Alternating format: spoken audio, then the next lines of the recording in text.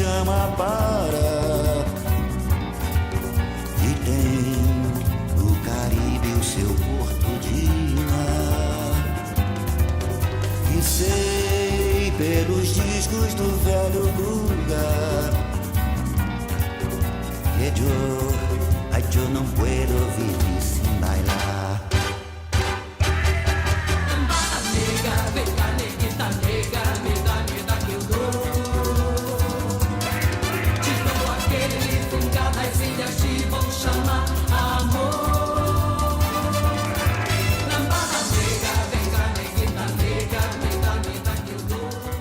Um tempo muito rico.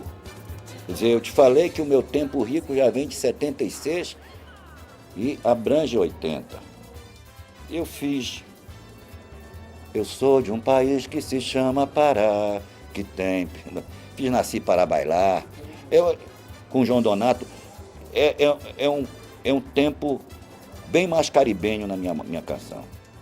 Eu me lembro bem da participação dos movimentos políticos. Tá? Eu fazia parte da diretoria do IAB, que é o Instituto dos Arquitetos Brasileiro, e eles forçavam a nossa presença, eles pediam sempre a nossa presença naqueles movimentos populares de bairro, né? Encontro de bairro, da Pastoral da Terra, tinha as passeatas, discussões, e a gente está sempre presente. Eu cheguei em Belém do Pará, vindo de uma experiência de tentativa de ser repórter fotográfico e tal, aquela coisa romântica de acompanhar, né? Ter visto muita exposição de fotografia em Paris, em que o foco era muito o boom das agências fotográficas, as grandes reportagens nos países em conflito, né? A questão humanitária. Uma recordação forte que eu tenho dos anos 80, ela é negativa, porque a década foi aberta com a morte de um grande ídolo meu, o Beatle John Lennon. E os anos 80 foi muito marcado exatamente por isso, né? Um ano onde a gente estava ali, 80, 84, anistia, acabando o regime militar, então tudo era muito novo, tudo a gente começou a fazer. É uma época, para mim, muito rica, entendeu? Do ponto de vista das artes, em termos de artes plásticas, você ter um PP a todo pano, o Simões, é a época que surge o Arte Pará, em 82, que eu participo desde o primeiro momento. A década de 80 é uma década surrealista, é uma década kafkiana. Nós temos todas as possibilidades de inundar o país de informação boa, exata, útil, que entre na agenda dos cidadãos e lhes permita ser realmente cidadãos. No entanto, nós não encontramos as vias. Uma década rica desse ponto de vista por conta dessa ruptura política, né? E tudo isso vai dar depois na questão do movimento das diretas já, de toda uma organização pela Constituinte para que ela fosse ampla, geral e irrestrita, né?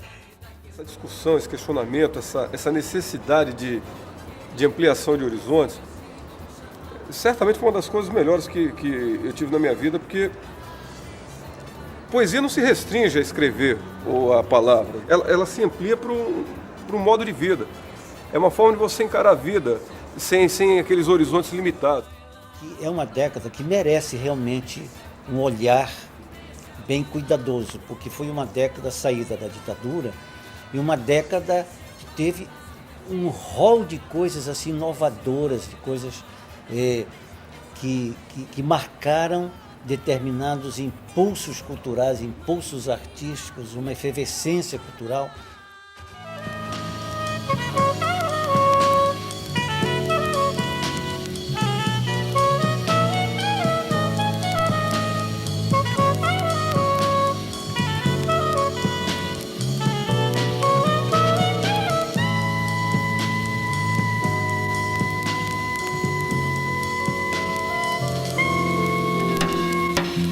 Rosa flor, vê quanta mangueira e o cheira do tacacá.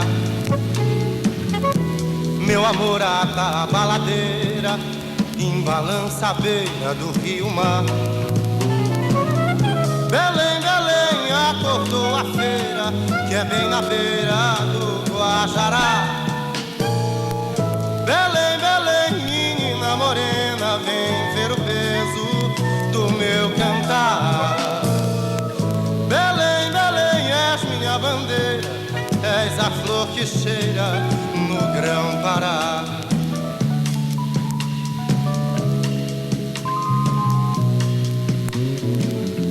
Belém, Belém, do Paranatinga, do Bar do Parque, do Bar Fafá, bem te vi, Sabiá, Palmeira. O ponto de referência do início, que é final de 70 para 80, era o Bar do Parque, né? Tinha assim como se bater um ponto no Bar do Parque. Eu me lembro que foi o ano que comecei a ensinar na universidade, eu voltava à noite da aula e passava pelo Bar do Parque, sempre tinha aquela mesa de amigos, mais de uma às vezes, né, que tinha que chegar lá e botar os assuntos em dia. Eu me lembro que ali era também o ponto em que a gente fazia as nossas no final da ditadura que estava acabando naquele momento, a gente também, de certo modo, comemorava os avanços que aconteceu nessa abertura. Mas o Bar do Parque foi algo muito marcante, assim, na minha geração da boemia, assim, dos anos 80. Nos anos 70 eu já andava muito pela noite, mas nos anos 80 talvez tenha acontecido a maturidade desta boemia. As pessoas ficam mais experientes, elas ficam mais equilibradas. E eu fiquei um tempo grande lá no Rio, mas vinha sempre aqui. E quando eu vi, o papai era o absoluto chefe do Bar do Parque. Ele tinha o banquete dos cachorros que ele fazia todo ano, né? Mandava botar um plástico grande no gramado e mandava fazer não sei quantos filés que era para distribuir para aquela cachorrada. Houve uma triangulação, né, entre uma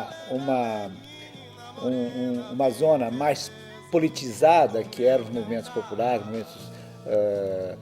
os sindicatos, alguns partidos, que alguns ainda estavam na clandestinidade, e esse espaço cultural, o espaço dos artistas. E tudo se encontrava, naquela ocasião ainda, era um Carrefour, era o Bar do Parque. E lá eu montei meu escritório avançado, é lá que eu fazia o meu comércio como fotógrafo. Lá que eu levava meus contatos, imagine, no meio da madrugada, com os contatos na minha bolsa, mostrando seja para um integrante de um sindicato, de um movimento popular ou de um artista, para ver lá as fotos que eles queriam. Bar do Parque tinha um tempo que a gente sentava lá, era fundamental que tivesse violão lá. Tanto para o Joaquim, o dono, como para os garçons, que era o Raimundo Bananeira. Quando a gente ia pagar a conta, aquilo era muito frequentado por marujos que vinham aqui, de Lloyd brasileiro, navio estrangeiro. Traz a conta, já está paga. Ele enxertava a nossa conta na conta dos marinheiros, porque era importante a nossa presença ali. Não, a gente ia para o Bar do Parque, né? Tanto que eu tenho vício do Bar do Parque até hoje, de ir lá tomar café, quase sempre, né? Porque você saía do ensaio, sentava ali. Ficava batendo papo, um tempão, enfim, tomando café. O Bar do Parque era um espaço, que eu gostava muito porque era muito eclético e democrático. Eu me lembro uma vez, estava um delegado, uma puta, o cafetão da puta, parece que era o Rui Barato, um monte de pessoas que aparentemente não tinham nada a ver entre elas, nem culturalmente, em termos de interesse profissional, mas na mesma mesa, conversando. Do outro lado, onde é proibido hoje em dia sentar, até certo ponto eu concordo com isso, na escadaria do teatro ficava o Poleiro das Estrelas, que era o pessoal da escola de teatro, você sentava lá, e algumas putas daqui tinham um puteiro chiquérrimo, como era o nome, Clarice, sei lá. Essa coisa dos mesmos ideais, dos pontos em comum, né, para as mesmas lutas, os mesmos objetivos, isso com certeza favorecia muito. E não era assim, não era só um grupo de arquitetos, né? Era arquitetos, era historiador, era economista, era administrador, né? Era cantores, músicos, a classe artista. Quantas vezes eu não conversei com o Valdemar Henrique no Bar do Parque, sentado à mesa do bar, né? A gente era quase que obrigatório passar na mesa dele, conversar com ele, dar um oi, falar, às vezes ficava sentado. Walter Bandeira vivia no bar também. Eu me lembro que as primeiras reuniões do que vai ser o Cena Aberta no futuro chamava-se Grupação, e elas aconteceram, as primeiras reuniões aconteceram lá na SAI. Aí depois você ficou sem a SAI também, né? E aí tinha só o Teatro da Paz. O Teatro da Paz fechou e ia ficar um tempão em reforma. O Luiz Otávio é o grande criador do Cena Aberta, né? Quer dizer, na verdade, o Cena Aberta no início era o Luiz, Eu, a Margarete e o Walter, né? Esse era o núcleo primeiro do Cena Aberta. Depois ele foi crescendo e acabou assumindo assim um papel de um grupo importante aqui. Então ele mexeu muito com a cabeça da garotada de teatro. E claro, Cena Aberta. Eu achava, por exemplo, em termos de cenografia, por exemplo, vi uma vez ele fazer coisas com pneu, não sei o que, nas Troianas, que anos depois eu vi no Mad Max. O Luiz Otávio já fazia aquele tipo de aproveitamento de material reciclado. Tudo era uma aula. Estar com o Luiz era uma aula de teatro, de vida. E tem uma coisa também que eu acho que é uma das mais belas assim, que eu aprendi com o Luiz. Que uma vez ele falando de que, olha, o fulano, ele nem tá dando o texto com a pontuação e a respiração correta. Mas faz tão bem para a vida daquele cara tá dizendo esse texto para essas pessoas, que por que eu vou consertar essa cena? Se o mais importante é o que esse cara tá dizendo para ele mesmo sobre o testemunho do espectador. Então é o sentido do teatro.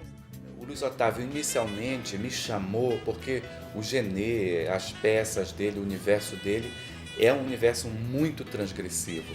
É o universo da prostituta, é o universo do homossexual, é o universo da marginalia, da margem francesa, mas também é o universo, por exemplo, da França ocupada, do antissemitismo, da relação entre os franceses e os alemães, da colaboração francesa, da fascinação francesa, né, pelo Bosch, né, o nome dado aos alemães, e isso misturado com uma transgressão, com a violência, com o sexo, com o mundo das prisões, que o Genê viveu, né, como marginal, que era como ladrão e tal. Isso é de um louco. A outra coisa é essa tudo que a sociedade tinha horror, o Luiz Otávio explorava muito bem. Então, assim, eu sempre digo assim, o espectador do Cena Aberta, ele não tinha meio termo. Ou ele ia e amava o espetáculo, ou ele ia e odiava aquela cena. E lembro que uma vez a classe teatral, que era muito grande na época, eram muitos grupos, o Primeiro tinha 40.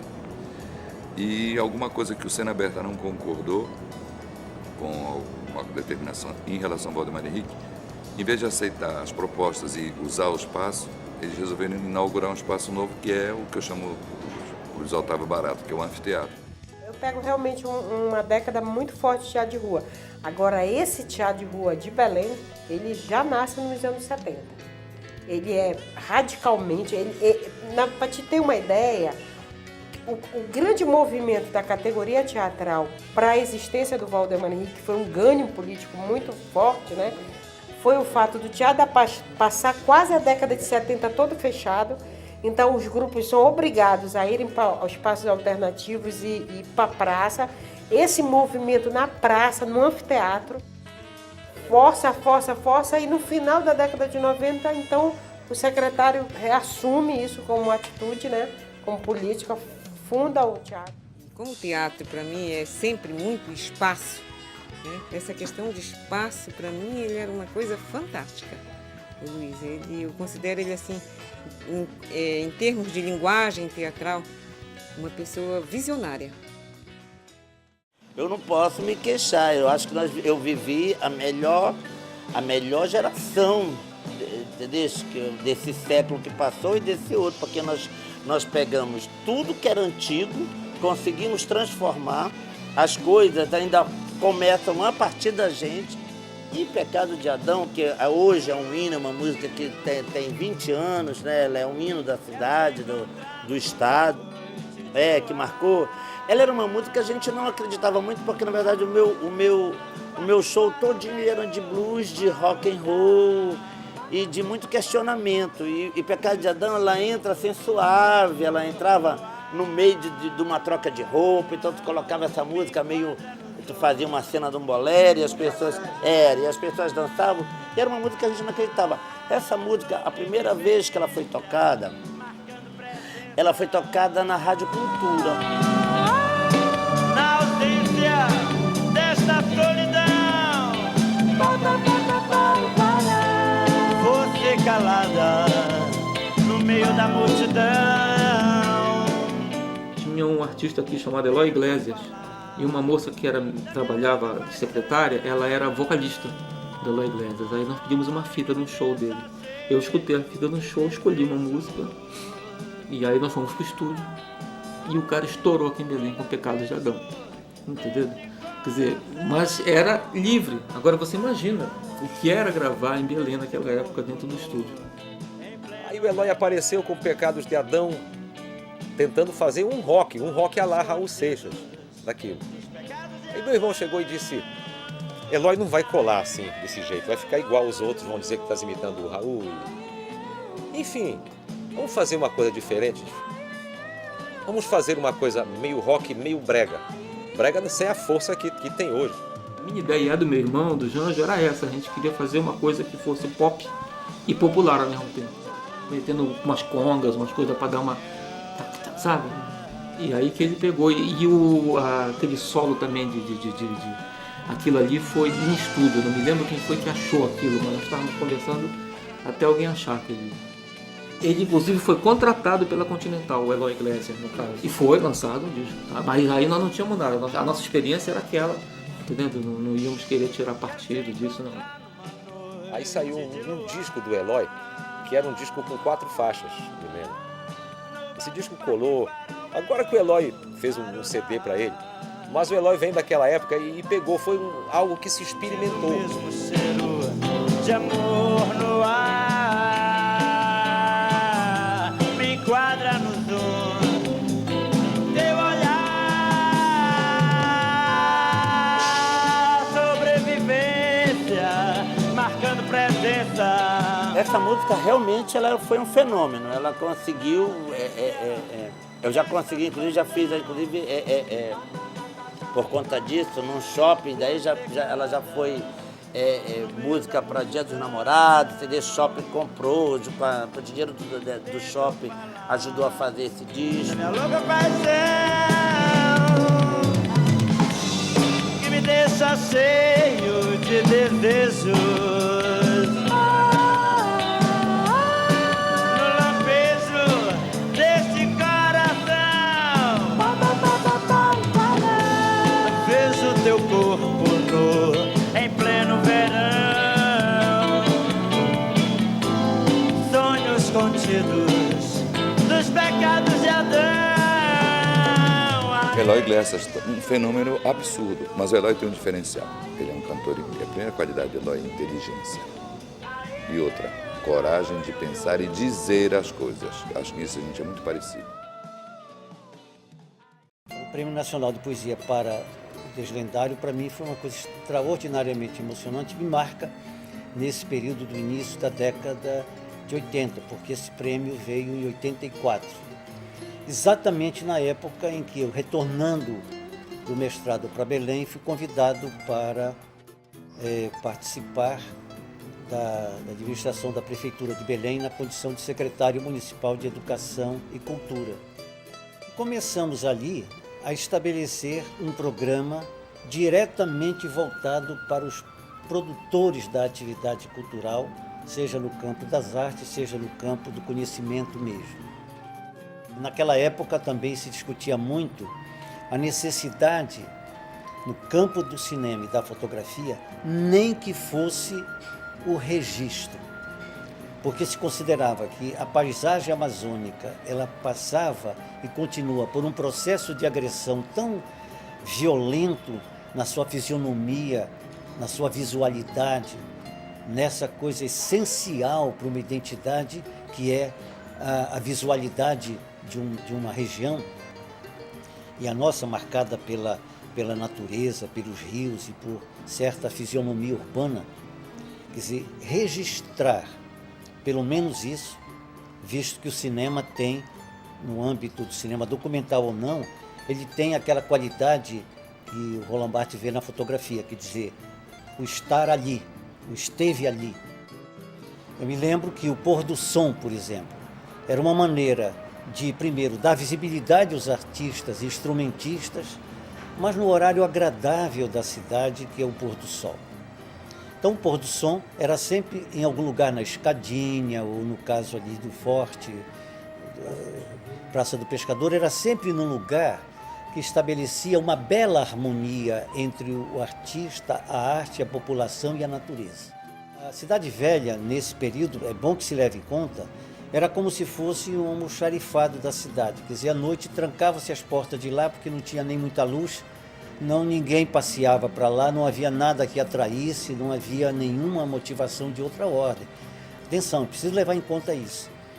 Então, organizar alguma coisa na Cidade Velha era alguma coisa que podia estar destinada ao fracasso, de público sobretudo.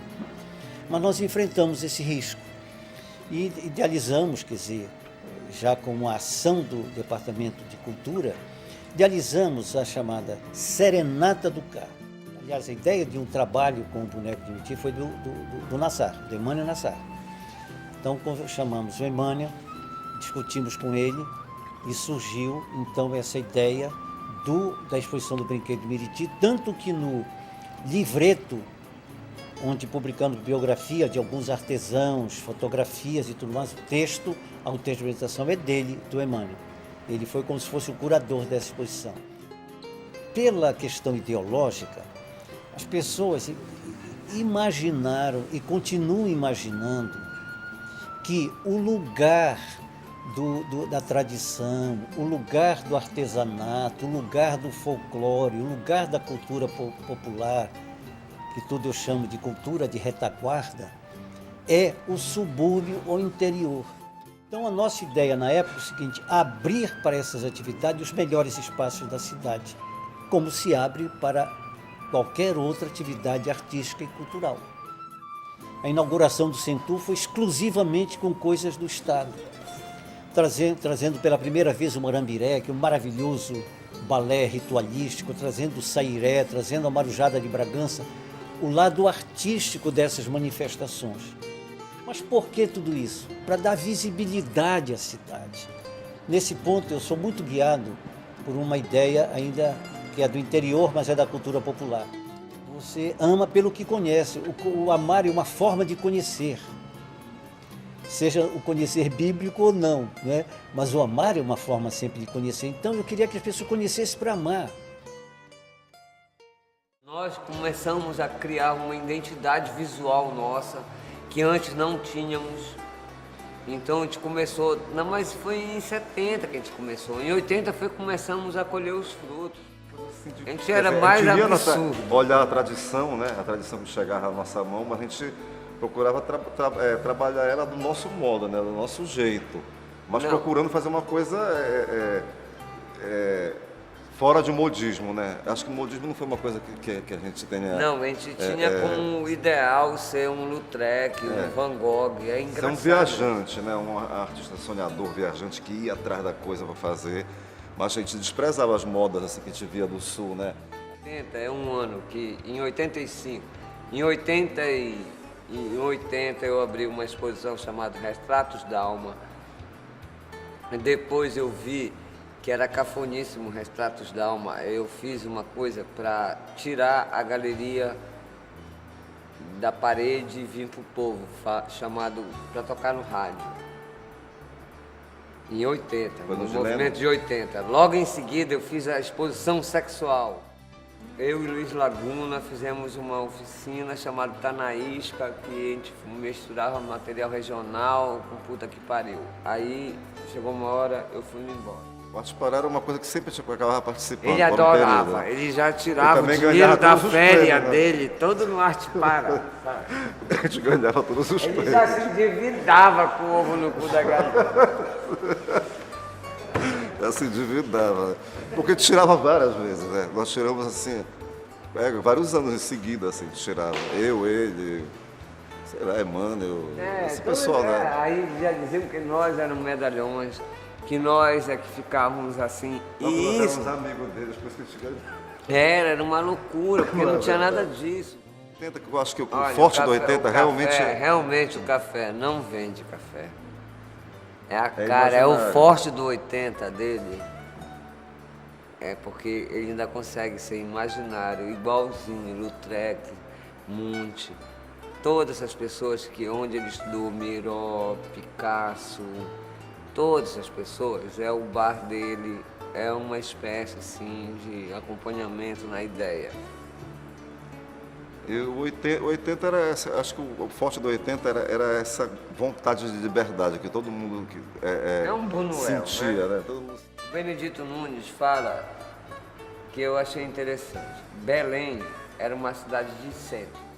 Tinha um centro, tinha 4 centro, e todo mundo descia para o comércio, tinha um centro.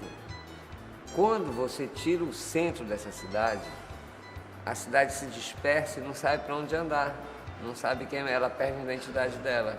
Belém, como Recife, como várias outras coisas, estão perdendo a identidade central dela. Ela pode pintar a fachada do que quiser, mas a população já não frequenta, já não é a mesma história, o centro já não é mais aqui. Desde o início, acho que nunca se teve, na história da própria Foto-Oficina, do Foto Pará, ou do Foto Ativa na sequência, um propósito de formação profissional, apesar de discutirem-se questões profissionais também de mercado, mas acima de tudo fazer com que esse fazer, refletir, fazer, quer dizer, esse percurso se desse a partir de cada um na sua forma de se envolver e manter essa relação com o mundo. Na área da fotografia, nessa época também, começou-se a agregar um bom grupo de fotógrafos, né? Miguel, em 81, fez a primeira oficina, Miguel Chicaoca, a primeira oficina de fotografia dentro da Escola de Arte Agi. E dali já ficou já deu um bom caldo. Então, os anos 80, realmente, 81, 82, eles coincidem com essa descoberta de um caminho para o meu trabalho. Porque foi quando eu percebi que eu não queria ser fotógrafo de moda como eu achava que queria nos anos 70, que eu não queria ser fotógrafo da revista Status na época, que era, né, a Playboy de antigamente. Não queria ser fotógrafo de Vogue, queria, na verdade, descobrir um outro caminho. E que esse caminho estava aqui na minha cara. Eu acho que o que representa mais os anos 80 assim, são os varais, né? Que era uma forma até mais barata e mais livre, não precisava pedir para a galeria, para ninguém, né? Vamos fazer uma exposição ali na Praça da República, no Bar do Parque, no 3x4. Então era coisa, precisava ter fio e as fotos ampliadas, né? Que a gente sempre tinha. Mostra a Foto Pará, a primeira, que houve a seleção, a comissão selecionou, e a exposição foi montada na Galeria Ângelos e foi colocado num álbum todas as fotografias que tinham chegado para a mostra do público, que o público pudesse apreciar o que tinha vindo para compor o primeiro momento, que foi das pessoas inscreverem seus trabalhos, né? No último dia, nós propusemos uma chamada para que a gente ia fechar a porta da galeria, mas o material todo ia sair e ia ser exposto numa forma de varal na frente do bar, entre a Galeria Ângelo e o bar do Parque. E o Foto Varal já ganhava corpo naquela ocasião e foi considerado naquele momento o lançamento oficial da proposta do Foto Varal, apesar dele ter acontecido no âmbito do projeto Arte na Praça, com o Grupo Agi, onde ela efetivamente se realizou pela primeira vez, acho que foi em 81 ainda. Eu fiz 2 exposições nos anos 80 e já isso me encaminha para esse rumo do fotógrafo autor, né, que investe na edição do seu trabalho, né? E nesse momento não só eu estou fazendo isso, é o momento que vem Otávio, né, trabalhamos por 1 ano, ele já vinha do Foto Ativa, né? Miguel, tínhamos o Foto Pará, que se reunia na Praça do Ferro de Ingomar, que é um momento muito brilhante da fotografia. Trabalhamos na sequência um outro projeto muito interessante também, o projeto Rio Abaixo, Rio Acima, né? Tivemos o Luiz Braga com a gente, o Patrick, Almizinho também, enfim, foi um movimento muito intenso de documentação que hoje a gente tem um produto aí, um registro histórico muito interessante e naquela época agregou, né, fortaleceu a atividade profissional de cada um. Por que começou a se ver Foto Varal para tudo quanto é lado? Porque as organizações, os atos públicos, em prol de qualquer causa, requisitavam o varal por temas, por animação, assim como você convidava artistas para fazer uma animação, cantar, apresentar uma sketch, uma peça de teatro, a fotografia também começou a transitar dessa maneira, não só como uma presença do registro do fato, mas de levar e trazer as coisas desse lugar. As pessoas, quando veem a fotografia ter o brilho que ela tem hoje na mídia, esse reconhecimento que ela tem com a comunidade, pensa que isso caiu de paraquedas, que nem sembrou dentro d'água e dissolveu. E, na verdade, isso é fruto de uma série de ações, algumas individuais e outras coletivas, que foram plantando nesse imaginário das pessoas esse respeito e essa admiração pela fotografia.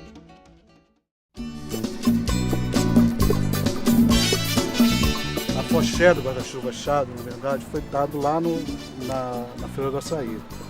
Mas depois foi juntando uma série de sugestões, né? E acabou dando assim, tipo, Grêmio Recreativo, Litero-Cultural, Carnavalesco, Misto, Antirracista, Antifascista, Anárquico-Construtivo, Antirracista, Antifascista, todos os falsistas da vida. Bloco né? Misto, Lírico, Junino, Lítero, Paraense, a foché do guarda-chuva achado. Finalmente chegava. Mas a música era muito animada, tanto que quando a gente chegou na Feira do Açaí, que a gente desceu a ladeira e tal, chegamos levamos uma vaia. Primeiro nós levamos uma vaia, mas como eles viram que a gente estava num astral muito legal, Bando de doido.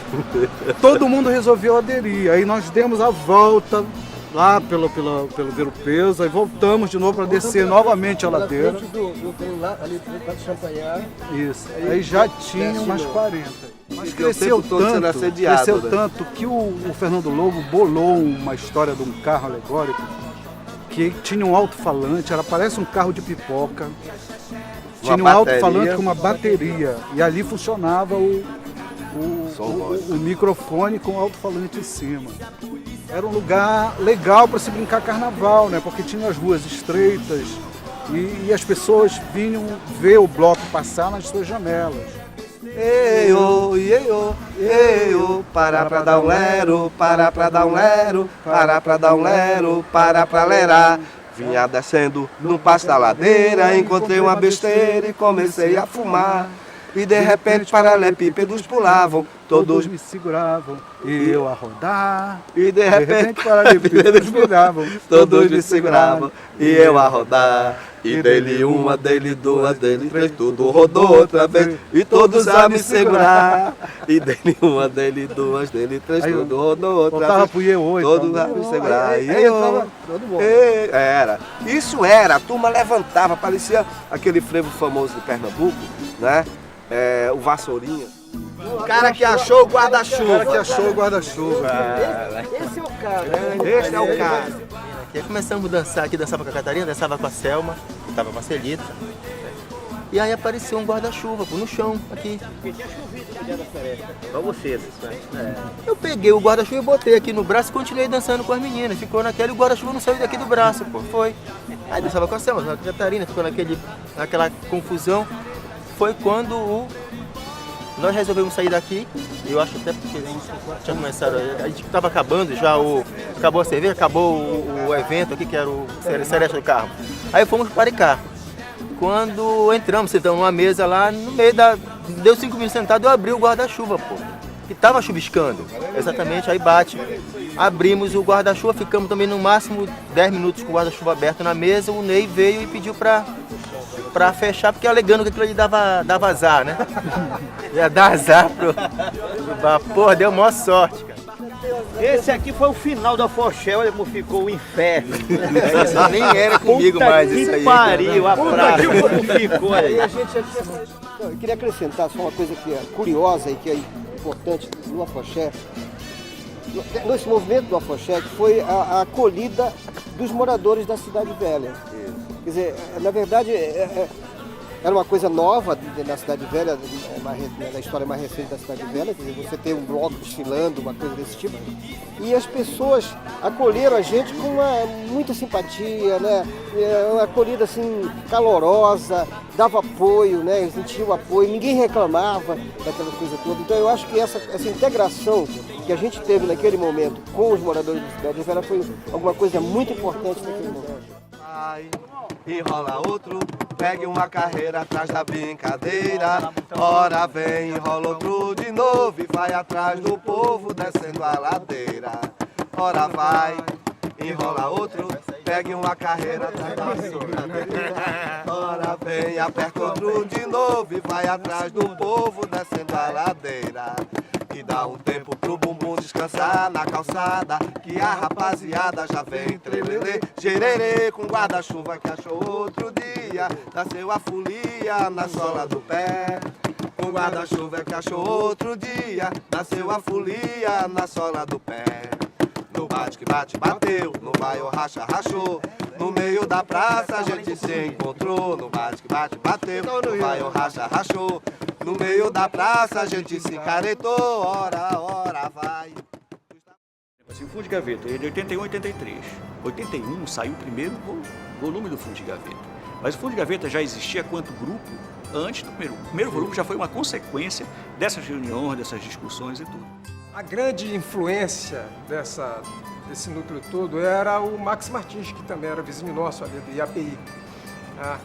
Na época, por conta dessa relação com a plástica, eu já fazia arquitetura e conheci o Age de Carvalho na faculdade, que já era então parceiro do Max. Os dois, fundamentalmente assim, foram muito influentes para esse grupo. Nossas reuniões eram reuniões assim de debates literários, onde a gente pegava, trazia textos, autores, pegava as traduções. Na época o Age tinha aquela página na Província do Pará, depois no Liberal, né? Que ele fazia traduções de vários poetas, então a gente pegava a tradução e pegava a versão em original e tentava entender qual era a gênese daquele processo, como é que se construía aquilo, qual era o princípio, aquela coisa. Era um estudo, literalmente a gente fazia um estudo. Cada um fazia na sua casa, né? E fazia em grupo essa discussão. Essa discussão é que efetivamente era a cara do grupo, não necessariamente esses 3 volumes. Eles eram apenas um reflexo de tudo que acontecia lá dentro. Eu acho que o mais rico que houve em todo o existir do Fundo de Gaveta não foi o resultado final, mas sim um processo. Loureiro, Vicente Cecinho, Rui Barata. Rui Barata era tiete até, assim, do grupo, né? O Rui Barata teve uma daquelas coletivas organizadas pelo Margo, né? Ele foi chamado, vários escritores estavam presentes, e todos esses estavam, só acho que não, né? E perguntaram para o Rui Barata, o Margo, acho que era o interlocutor, e perguntou para o Rui Barata o que ele achava da poesia paraense, o que estava, sabe, tal. Aí ele pegou o microfone e disse assim, a melhor coisa na poesia paraense, a melhor coisa que aconteceu para a poesia paraense foi o Fundo de Gaveta. Aí pegou, soltou o microfone e foi para o bar do parque. Hoje em dia eu observo que tem uma coisa que eu acho que está na gênese do meu trabalho, que é essa relação entre palavra e imagem. Né? Tanto que um trabalho de 82, exatamente desse período, que chamava Novas Poesias em Quadrinhos, que foi um trabalho que eu participei no primeiro Arte Pará, que chamou muita atenção do Parloureiro. O Fundo de Gaveta, na verdade, eu acho que está nessa essência realmente do que veio se tornar meu trabalho posteriormente como artista plástico. Na verdade, a questão do Sangria, a questão do Fundo de Gaveta, a questão do Cultura Pará, eu acho que ele se coisa como uma coisa só. Ele é um crescente, essa necessidade de se criar alguma coisa, de produzir alguma coisa, de pelo menos se mostrar alguma coisa a nível de arte, cultura e tal. Eu acho que eu nunca deixei de fazer Fundo de Gaveta. Você estava numa época ainda de repressão, você ainda estava numa época de desabrochar de ideias, você estava numa época de desabrochar emoções, você estava numa época muito perene na tua vida, de sentimentos e informações. Isso foi crucial nesse momento, você aproveitar, estava abarrotando essa cachoeira toda e tentar dar mecanismo, dar método para ela. Entende? Então esse questionamento foi permanente e hoje e sempre me foi útil em tudo que eu faço. Então hoje dirigir uma empresa para mim é como escrever um poema, sabe? Escrever um poema pouco ampliado, não está mais a mídia, não é mais o papel e a caneta, você está escrevendo alguma coisa que é diferente, você está buscando uma forma de criar algo novo, está buscando uma forma de conduzir as coisas para um outro horizonte. E é difícil afastar, é difícil você querer fugir dessa necessidade de poesia, porque como o Celso falou, tudo que a gente vê, tudo que se faz na vida é poesia. Ela em fração de segundo, numa palavra, numa letra, ela pode dizer tudo. Acasalar sonhos. sob lençóis noturnos. Amargo armar de possuir a casa, o planeta, placenta azul. Ira, mira de sangue, sons metálicos, elementos atômicos. Acasalar casca e ovo. Amargo armar de construir, cimento e barro. Sexo, sarro. Acasalar naufrágios, secretas sereias, 4 paredes. Acasalar pernas, umbigos, coxas, vaginas. Acasalar orgasmos, sob lençóis azedos, nuvens, manchas. Acasalar censuras. Me lembro do Chico Sena ligando para minha casa meia-noite de uma terça para uma quarta-feira. Pensei que tinha morrido alguém. Então, telefonei à meia-noite. Edgar, é Chico, eu tô aqui não sei aonde. Olha, eu queria passar por ti por telefone uma música linda que eu compus agora. Porque ele dizia assim, ele já elogiava antes, né? Era uma característica do Chico. Aí começou, rosa flor, levanta a mangueira, cheira cheira. Mangueira e o cheira do tacacá. Meu amor, a baladeira em balança à beira do rio mar. Belém, Belém, acordou a ver. Quando terminou, eu digo, pô, Chico, é legal, pô, essa tua música. Eu vou ver se eu gravo num cassete e te levo. Bem, ele não gravou num cassete, mas depois a música começou a ser cantada aí pela noite. Eu comecei a me lembrar de ter escutado, não digo em primeira mão, mas foi uma das primeiras pessoas que escutou essa música. Então, claro que ela é, se eu vou me lembrar dos anos 80, eu me lembro do Flor do Grão Pará. Chico Sena pontificava nesses bares todos, o papai chamava para ele de operário da noite. Era o Chico, primeiro operário da noite. Do bar do parque, do bar Fafá, o bem te vi, sabe a palmeira não baladeira, deixa voar. Belém, Belém, acordou a feira, que a vem na beira do Guajará. Primeiro, o papai chamava, era o Chico Sena, que o Chico Sena saía do Maracaibo, ia pro Nativo, depois ia para ali pro Hotel Vanja. Ele fazia um circuito para ganhando, cada set ele fazia numa casa diferente, voltava de novo para a primeira. Infelizmente nós perdemos o Chico, mas deixou uma composição que eu digo que é um hino de Belém. A Associação Açaí, ela vai surgir também em função de um pessoal que morava, por exemplo, no Rio de Janeiro. Eu lembro que eu fui em 81, tirei umas férias e tal, e fui para lá e juntei e fiz uma matéria no Resistência. E a gente botou todo esse pessoal para falar, né? E esse pessoal faz uma análise daquele momento. Daqui a pouco, então, esse movimento vem e desemboca. É uma coisa muito rica, sabe? Porque a gente percebia o seguinte, as pessoas, elas faziam um pouco de tudo, tá certo? Então, a pessoa que participava do movimento da igreja, ela, ao mesmo tempo que ela participava do movimento religioso, ela participava da luta sindical, ela participava da luta do movimento popular, ela participava do movimento cultural. Então isso, sobretudo no interior, era de uma riqueza fantástica, né? A luta pela terra, as caravanas de trabalhadores que vinham a Belém e ao Palácio, né? No início eram recebidas, fazia-se até um certo marketing político em cima disso, mas depois começa a não receber e as coisas vão entrando num processo de muito atrito, de muito conflito. E um desses momentos é a morte do Quintino, que era essa liderança que eu falei há pouco, que enfrentou os pistoleiros, enfrentou os grileiros de terra, né, na Pará-Maranhão. Esses grileiros já não estavam, esses latifundiários já não estavam contentes apenas com um pedaço que eles tinham, né? Até porque terra era barata e os negócios da pecuária cresciam. Então eles resolveram ampliar mais. Para ampliar esses domínios, eles tinham que retirar as populações que já estavam lá dentro. E aí começam a expulsar, matar essas pessoas. Quem não queria vender a terra, quem não queria sair pacificamente, era morto. E o Quintino, que era um camponês, né, um lavrador, ele era um homem corajoso, tinha sido amansador de burro, nasceu no interior do município de Bragança. Ele vai para o enfrentamento. Os fazendeiros daquela região pressionavam, né, o Jada, o governador da época, pedindo a cabeça do Quintino. Né? E aí ele mandava tropas. E a população de certa forma, reconhecia no Quintino uma pessoa que estava do lado deles. Então eles escondiam, eles davam fuga, eles não informavam, se eles sabiam onde ele estava, eles não diziam, ou diziam em lugares errados.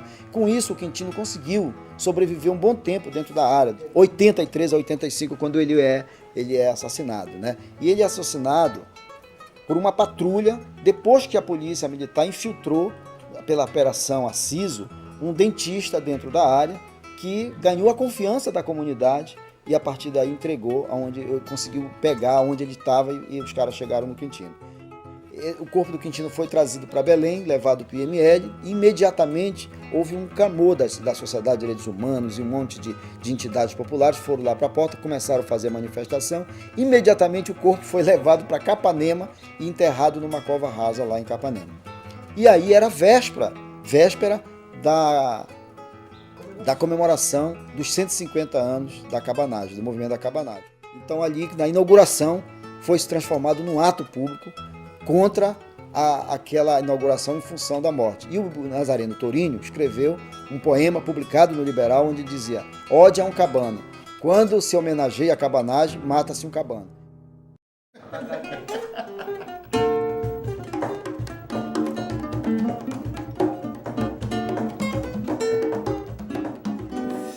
O Grupo Gema durou mais ou menos 10 anos. Eu entrei no Grupo Gema em 84.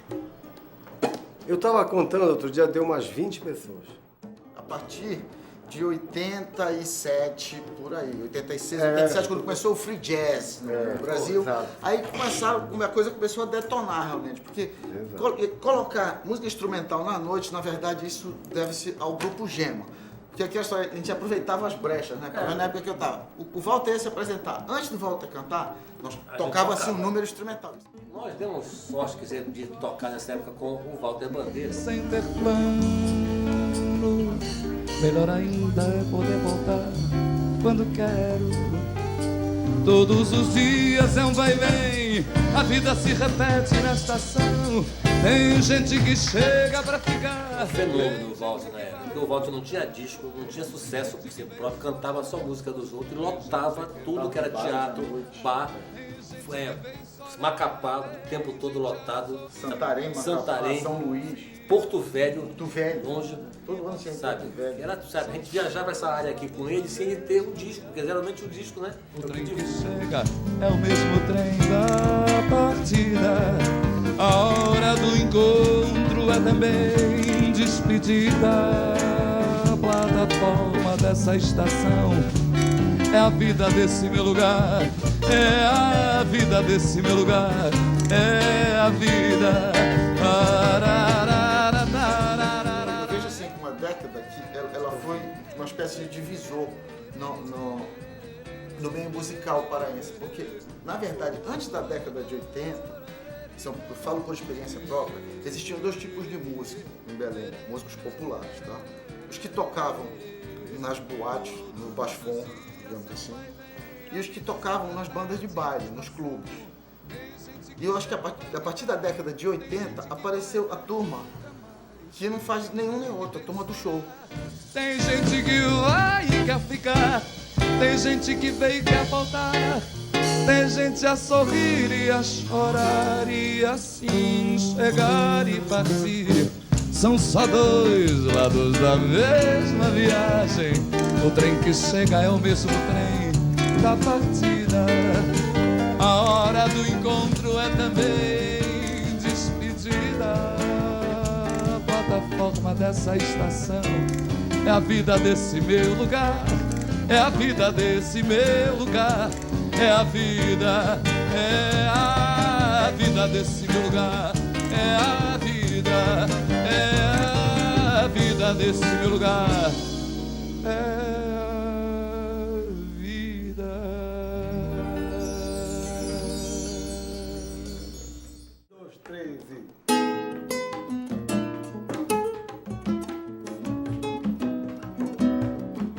Uma coisa muito interessante que ocorreu na década de 80, no Maracaibo, nós fazendo música instrumental, estávamos tocando uma música de um músico chamado Ricardo Silveira, um dos maiores guitarristas do Brasil, que tocava com Milton Nascimento, Mas tem um trabalho instrumental, um disco espetacular que ele fez, chamado Bom de Tocar, né?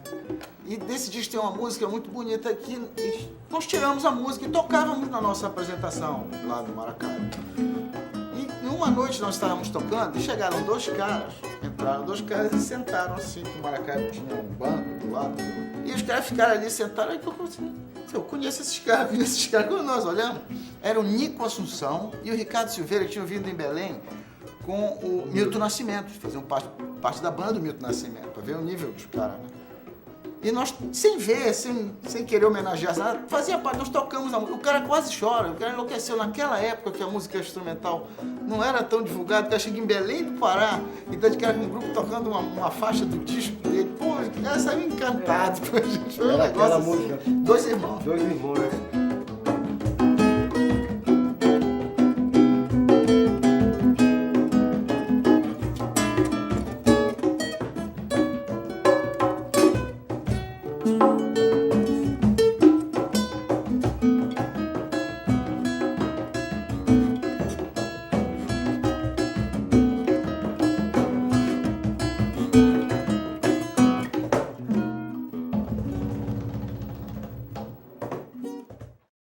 Essa grande questão da linguagem pessoal, para mim, foi a questão do uso da cor, das cores primárias, da geometria, que eu inicialmente achava que ia buscar no universo popular, na pintura das casas da periferia de Belém, na pintura das embarcações, e que eu absorvi, que fui buscar na observação desses lugares.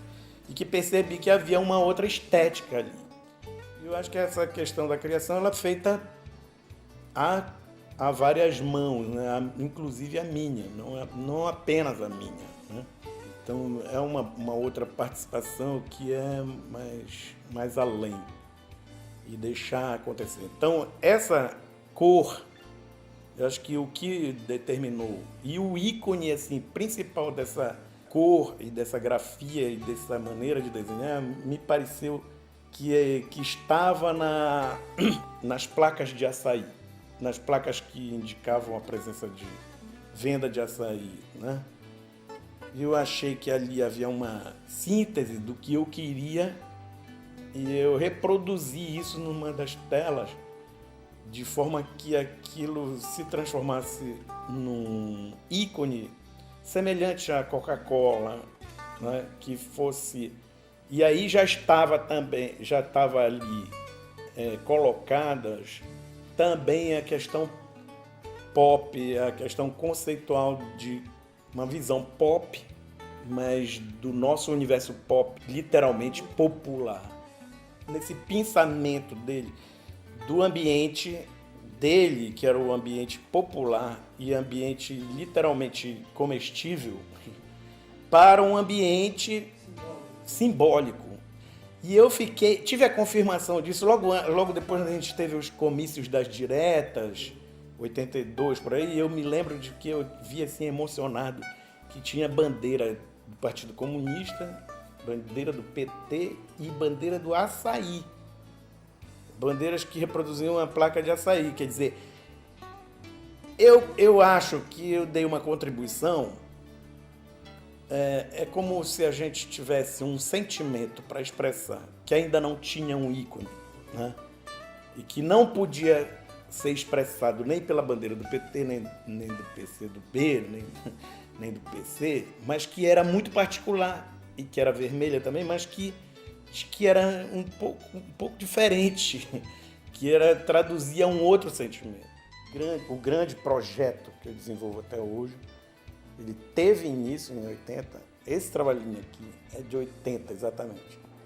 E ele é o primeiro onde eu usei geometria, cor forte.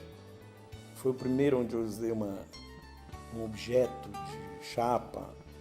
Eu acho que ele é a chave para todos os outros trabalhos, tanto que eu nunca coloquei ele à venda, e sempre mantive ele como um ícone assim,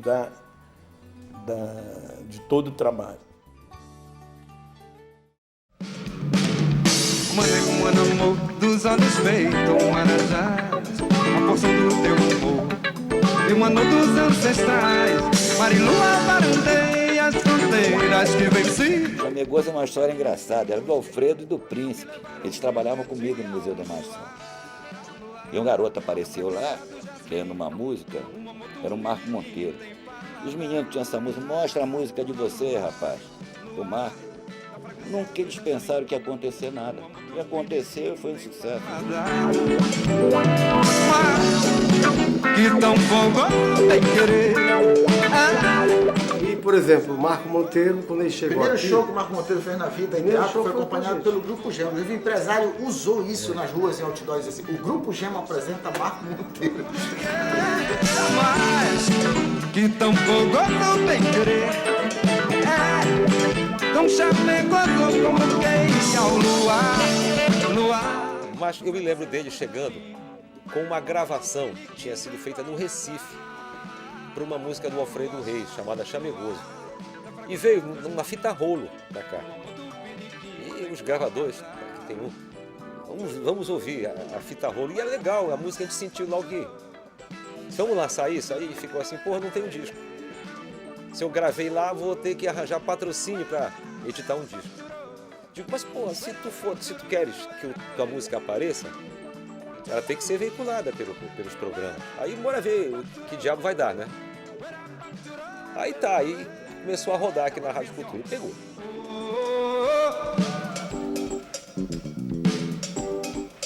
Pode arrebentar, vai.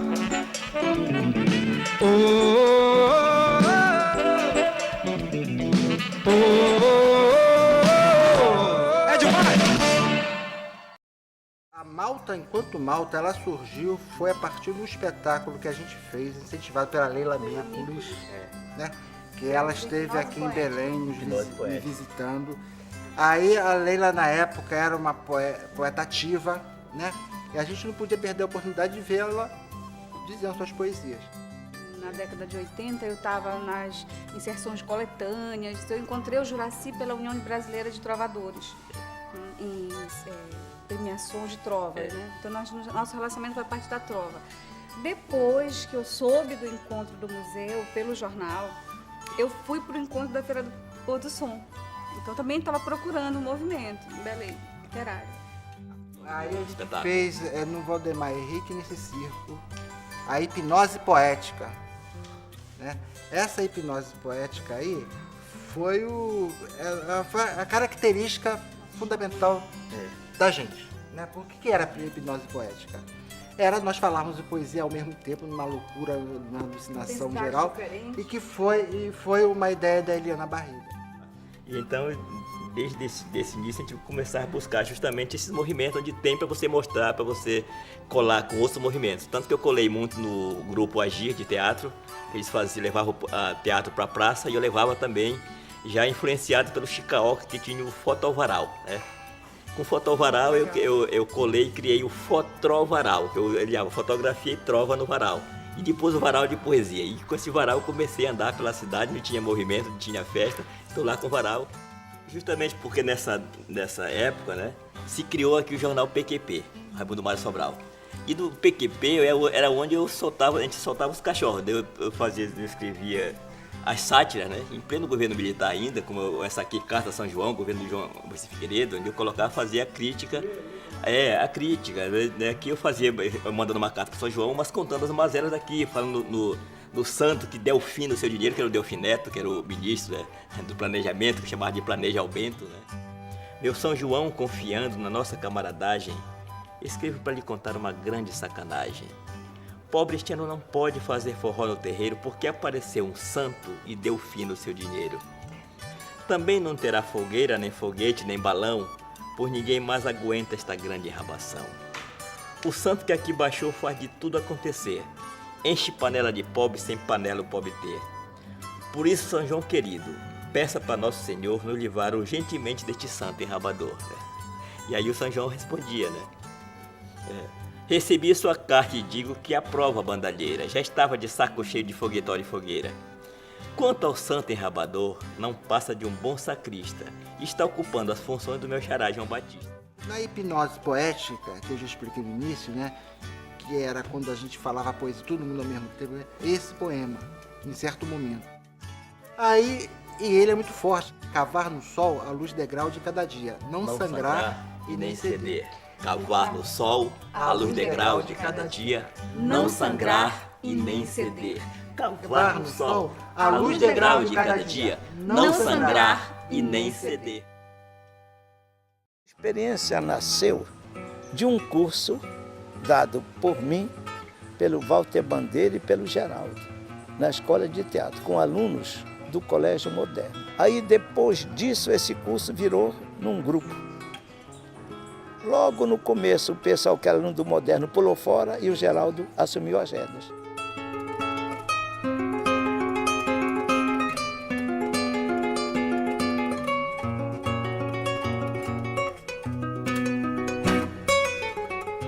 Teatro voltado para a região amazônica, que mostrasse um pouco da nossa realidade e focado em cima das lendas, a gente procurava de uma certa maneira tirar do santuário a lenda, né?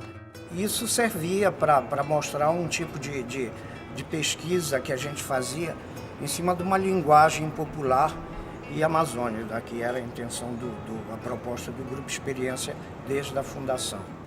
Depois do Goodbye Pororoca, como a gente estava tentando fazer um espetáculo que fosse a cara de Belém, eu lembrei de Ver o Peso como um ponto em que a gente pudesse centrar o espetáculo, né? E então eu propus que a gente fosse fazer pesquisa, a gente fosse reunindo e que o espetáculo fosse sendo construído cena por cena. A partir dessa pesquisa, digamos assim. Então a gente vai fazer uma cena sobre o Rapa. E foi o primeiro trabalho feito assim, né? Em Belém nunca tinham feito isso. E a prova disso, nunca tinham feito. A prova disso é que durante as pesquisas a gente conheceu essa Dona Matilde, a vendedora de peixe, que acabou se transformando num personagem da peça que a Vlad fazia, a vendedora de peixe. E ela, aqui nesse teatro, foi a estreia do Verde Ver o Peso. Nós trouxemos ela como uma convidada de honra para esse dia. Ela sentou na primeira fila, uma touquinha toda tecida. Essa mulher ria do começo ao fim, porque ela se identificava demais. Então essa era a prova que a gente precisava para ver que era muito legal. Isso talvez tenha sido o mérito receita certa, né? O mérito e a receita certa para o espetáculo, para o sucesso do espetáculo, porque foi o trabalho de pesquisa em cima de um espetáculo nosso, a partir de nós, construído por nós. Isso facilita, você não vai ter que repetir nem decorar. O mais trabalho importante escrito por outro. Feito pelo Grupo Experiência. E eu acho que por isso o sucesso do a espetáculo. E a prova porque disso. A pergunta para mim é o seguinte: qual é a explicação do Verde Ver o Peso estar, esse sucesso todo está em cartaz, a receita há tanto tempo? Eu digo é porque as pessoas se identificam com os personagens, elas riem de si mesmas. Caetano tinha lançado a música Eu sou a filha da Chiquita Bacana, nunca entro em cana, porque sou família demais. Aí eu achei genial a música, porque eu me lembrei, né, da minha adolescência, a Emilinha Borba cantando nos filmes da Atlântida, né, aqueles musicais da Atlântida, a Emilinha cantando Chiquita Bacana lá da Martinica, se veste com uma casca de banana na nica. Vamos formar um bloco, aí surgiu a ideia, vamos fazer um bloco de carnaval, as filhas da Chiquita. Aí foi todo mundo pro meu apartamento, todo mundo pro meu apartamento para preparar a primeira saída das filhas da Chiquita. Vamos fazer agora desenhar qual é o símbolo do bloco. Aí discutiu-se, conversa vai, conversa vem, filha da Chiquita, Chiquita Bacana, com a casca de banana. Um cacho de bananas, foi a ideia que surgiu. Vamos desenhar um cacho de bananas. Aí, já todo mundo muito bacana, né? A ideia evoluiu de um cacho de banana para um cacho de picas. Uma noite conversando aqui, uma roda, galera, lembrando do velho Arraial de Nazaré, né? As pessoas se reuniam no Largo de Nazaré para comemorar as famílias, etc e tal. E a gente constatou que isso tinha morrido. Aí, pim, surgiu a ideia. Vamos fazer um arraial aqui no Sírio como nos velhos arraiais. Nesse ano, as organizações católicas estavam presos aqueles 2 padres franceses, Aristides e François Goriot, se eu não me engano. As entidades católicas anunciaram que durante o Sírio, eles levantariam faixas pedindo a libertação dos padres. Aí tinha um jornalista paraense já falecido, chamado Oliveira Bastos, estava em Brasília, morava em Brasília, estava residente em Brasília, e ele escrevia para os jornais locais, escreveu uma crônica no domingo, condenando a manifestação política no Sírio, e ele escrevia para os jornais locais, escreveu uma crônica no domingo, que o responsável pelo milagre do Sírio, né, quando Dom Fuas Roupinho, né, o cavalo dele ia pular no precipício atrás de um veado, que ele gritou, valei-me Nossa Senhora de Nazaré, o cavalo não pulou no precipício. Então ele disse, já que um veado foi responsável pelo milagre, aí surgiu a ideia, vamos criar um troféu Oliveira Bastos. Originalmente, o nome do troféu era Oliveira Bastos. Arraial que se preze tem que ter uma rainha do Sírio. Aí preparamos tudo, tal como a Wanda Cabral e a Marisete confeccionaram uma faixa de cetim escrito Rainha do Sírio e tal. Sendo sírio, paraense, legítimo, tem que ter música paraense. E eu tinha conhecido pouco tempo atrás, os Borboletas do Mar, lá de Marapanim, conjunto de carimbó, lá de Marapanim, os Borboletas do Mar. Aí vamos trazer os Borboletas do Mar para tocar a noite inteira. Qual era o critério para a escolha do ganhador do troféu Veado de Ouro? Então, não era nada de travesti, não era nada de drag queen, que na época ainda não existiam, né? Tinha que ser o veado mais maluco do pedaço. Vinham famílias. Meu chefe da Vale do Rio Doce vinha pra festa com a mulher dele, entendeu? Meus colegas, os geólogos da Vale do Rio Doce, vinham todos, traziam suas mulheres e tal. Era uma festa realmente assim, bastante ampla, tinha um caráter muito aberto, não tinha um caráter mais ou menos, digamos, de gueto que hoje ela possui, não é? Hoje, né, há uma predominância da questão, não é? A questão gay, né? A questão das drag queens, dos travestis, etc e tal, né? O Eloy Iglesias, que assumiu o comando depois que eu voltei para o Rio de Janeiro, né? Ele passou a direcionar, né, mais para essa vertente, né? Essa vertente, né, de defesa de um espaço gay. Na minha ilha, yeah, yeah, yeah, que maravilha, yeah, yeah, yeah, eu transo todas sem perder o tom. A morte torna as coisas maiores que si mesmas. Por isso, ora te lembro, Maria do Igarapé, recolhias na lama nos teus dias os despojos da vida revelados pelas secas marés do ver-o-peso. Que rumor de tragédia soa na maresia. Ver-o-peso, que tem essa dimensão simbólica de ter sido um momento emocional e, ao mesmo tempo, prático, na demonstração de possibilidades criativas, de talento criativo, de capacidade de realização das pessoas ligadas ao cinema naquela época e que até hoje a gente percebe que continuam sendo desdobradas e amadurecidas essas revelações de talento para essa atividade. Nos anos 80 veio o Pedro Jungmann, que era um brasileiro, um descendente de alemão que morava na Alemanha, que fazia cinema lá, e que veio para Belém fazer uma mostra de filmes alemães, se encantou por Belém e resolveu vir para cá, para Belém, trazendo todo o seu equipamento de cinema para Belém. Ele então resolve ir embora e resolve vender os equipamentos, moviola, câmera de 16mm, ABL, som, Nagra, que era um gravador da época, enfim, todo o equipamento que ele tinha trazido. E aí nós mobilizamos, nesse momento, que já era o momento em que, da primeira gestão do Almir Gabriel, nomeado pelo Jader Barbalho para a Prefeitura de Belém, e que chama o Jesus Paz Loureiro para ser secretário de Cultura. Foi quando houve essa coincidência do Calil estar aqui com essa ideia da Embrafilme fomentar a descentralização da produção. Discutimos os dois e a proposta dele é que a Embrafilme entraria com a metade e a Prefeitura, através da SEMEC, entraria com outra metade na compra do equipamento. E o Crava, então, era um centro que tinha esse equipamento para apoiar as realizações do cinema local, local. E aí, a primeira ação do Crava foi a realização de um curso de profissionalizante de cinema.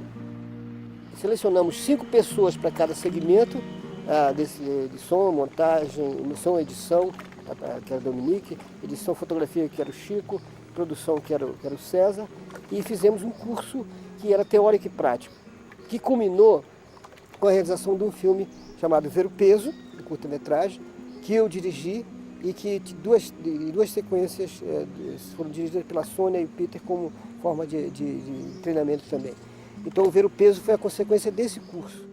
Tive a sorte, e além do prazer, a sorte de chegar nesse momento. E aí aconteceu o curso do Crava, que foi a história da chegada dos equipamentos. Eu acho que tem gente que sabe contar a história da chegada dos equipamentos melhor do que eu. Juntou com a Embrafilme, a prefeitura. Eu acho que foi você até que coordenaram, você era o coordenador desse projeto. Criou-se o Crava, que era o Centro de Recursos Audiovisuais da Amazônia. E aí eu comecei a fazer parte desse grupo com outras pessoas e aconteceu o primeiro curso de cinema. Eu não sei se é o primeiro. Realmente um curso que valeu a pena da Amazônia. Estava um grupo de pessoas que hoje, eu acho que alguns estão trabalhando ainda na área, como é o caso de Jorge, é o caso de você, é o caso de outras pessoas, e outros também que são fotógrafos e tudo mais. Ver o peso, meu amigo, quanta paz encontro aqui, vendo teus barcos pesqueiros ancorarem junto a ti. Ver o peso, meu amigo, de tradição imortal, longos anos que enfeitas nossa linda capital. Ver o peso, meu amigo, quantas histórias contais, do pescador que não veio e do bêbado que sustentais. As andorinhas que voam lá no céu azul anil, e os urubus tão sozinhos, procuro em ti um cantinho qualquer para dormir.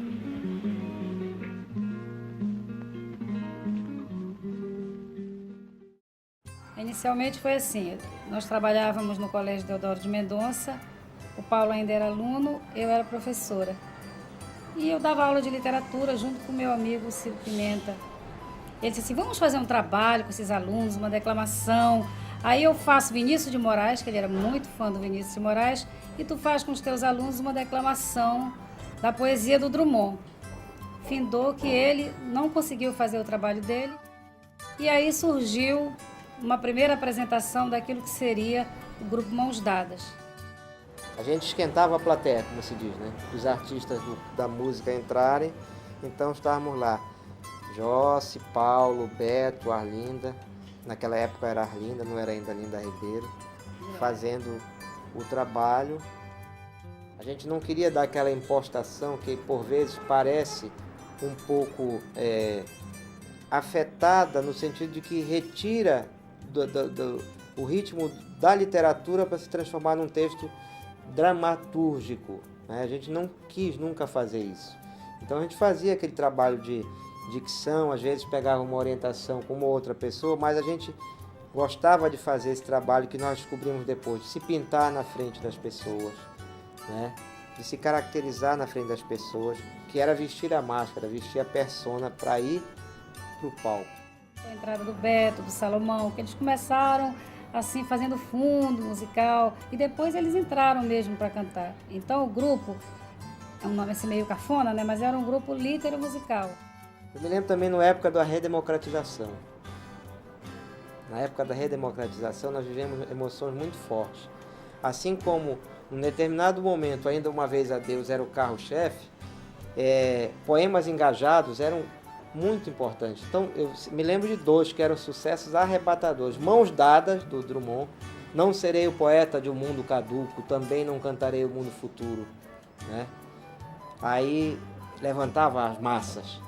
E o poema do O Rei e o Jardineiro, do Parloreiro, me lembro de uma greve que foi cortado o ponto dos professores e eles convidaram eu e a Josse. O Gonzaguinha veio para Belém e não conseguia um locutor. Já tinham visto a nossa locução na Serenata, o sindicato foi nos procurar. Até mesmo porque nós somos do sindicato, a gente vai lá. Então a Josse disse, Paulo, vamos abrir com o Rei e o Jardineiro. Rapaz, quando a gente terminou esse poema, foram quase 5 minutos de aplauso. Epístolas e Baladas, de João de Jesus Paz Loureiro. Certa vez, num país de sol, o rei tentou proibir que se plantassem flores e que os pássaros cantassem. E como o rei era todo poderoso, centenas de cumpridores de ordens que viviam sempre dizendo, sim senhor, usaram pressa em executar o dito. Não fora apenas o fato de ser ingênuo proibir plantar-se flores e aos pássaros cantar. O rei, o Todo-Poderoso, determinou o encarceramento dos jardineiros desobedientes. E mais nenhuma rosa se fez. Morreram tantos beija-flores nesse país de sol que houve um crepúsculo ao meio-dia, só de pássaros agonizantes. Porém, cada passo que tombava como folhas de um outono de penas, guardava no bico silenciado algumas sobras de pólens ou sementes de algumas outras flores e outros beijos. Assim, de cada pássaro enterrado, uma roseira crescia, e pouco tempo depois abria em seus galhos, como um pássaro de pétalas, o cântico das rosas. O rei, coroado com a fúria dos tiranos, submeteu o jardineiro ao mais severo processo de que se tem notícia nesse país de sol. Jardineiro, de que vivem os pássaros? De flores e de cânticos. Jardineiro, de que vivem as flores? De perfumes e cuidados. Jardineiro, quem plantou essas flores? Os pássaros, que vivendo delas plantaram-se roseiras, e quando mortos, foram sementes sonoras de outras rosas. E o rei percebeu que havia alguma coisa que ele não podia fazer, e se tornou tirano, porque se viu mais fraco. Compreendeu que podia esmagar o homem, não sua obra. Ordenou novamente encarcerar-se o jardineiro que poderia ter plantado aquelas flores, e nem percebia que nos campos de seu reino começava a ser verdade a primavera.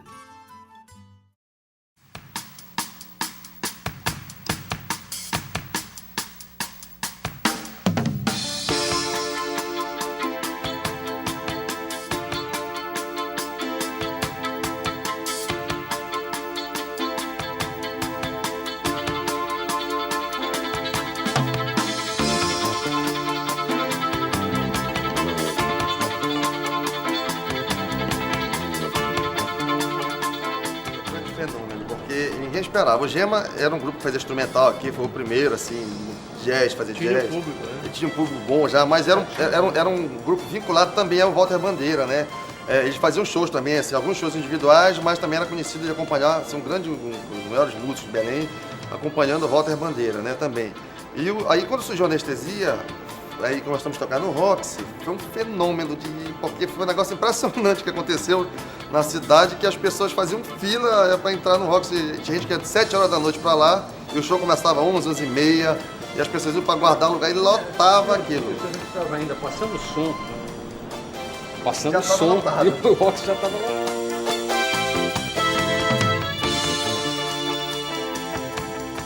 O nome acabou sendo também responsável, de uma certa forma, pelo próprio sucesso do grupo, né? Porque vendeu bem, foi a cara do grupo, né?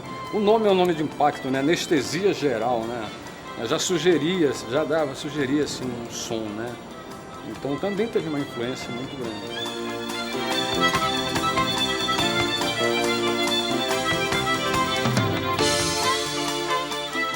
Um período que estava muito ligado a isso, né? E tudo a música local, assim, das pessoas começaram a valorizar os artistas da terra, assim, mar, né?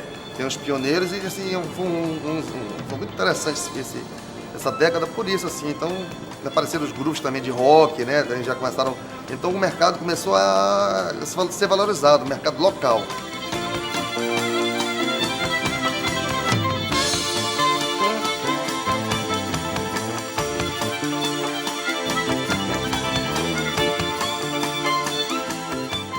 Gosto musical daquele padrão, ninguém queria descer, era manter aquele padrão. E isso serviu para os dias de hoje, né? Que a gente podia estar tocando outras coisas aí, mais simples, mais simplórias. Mas a gente gosta assim, da coisa mais elaborada, assim, como o Grupo Gema, com outros músicos que chegaram agora. E influenciamos também outras gerações novas no instrumental, e como nós também fomos influenciados, né? Então acho que foi importante nesse ponto também.